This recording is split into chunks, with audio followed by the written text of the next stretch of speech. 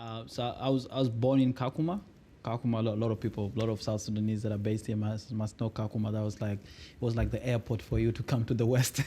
Yeah, it was a refugee camp in the northern part of Kenya. It's called Kakuma Refugee Camp. That's where I was born in the late 90s. And I lived there a couple of years until we moved out to Uganda. And I grew up in Uganda mostly. Most of my life was in Uganda, about 17 years in Uganda. Wow. And how was Uganda?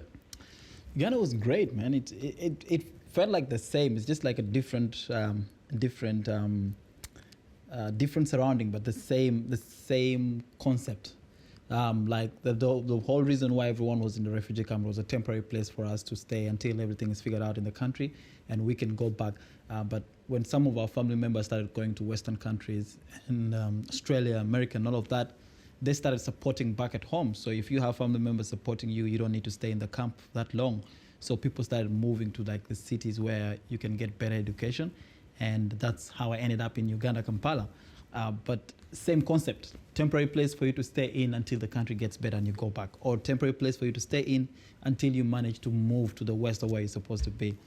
Yeah, but it was good. It ended up becoming, we were supposed to be there for a couple of months. We ended up living there for 17 years.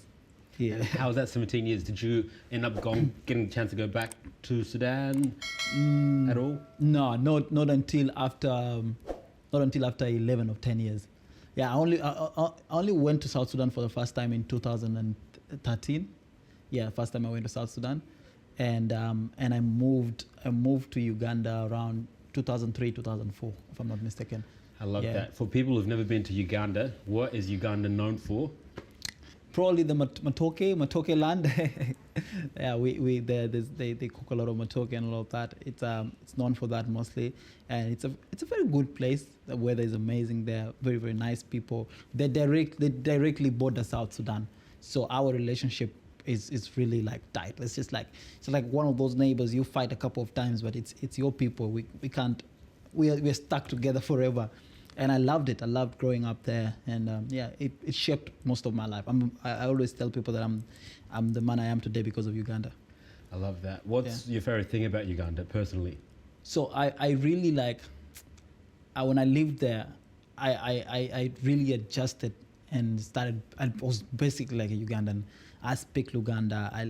The food I cooked at home was all Ugandan and all of that. So I think my favorite thing about the whole place would have been the people, man. The people that I lived with, my friends growing up and all of that.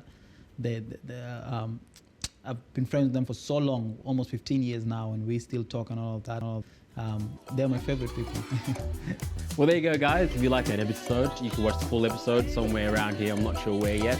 But if you liked it, make sure you like it, subscribe, and join us in the next episode. Peace. We are out.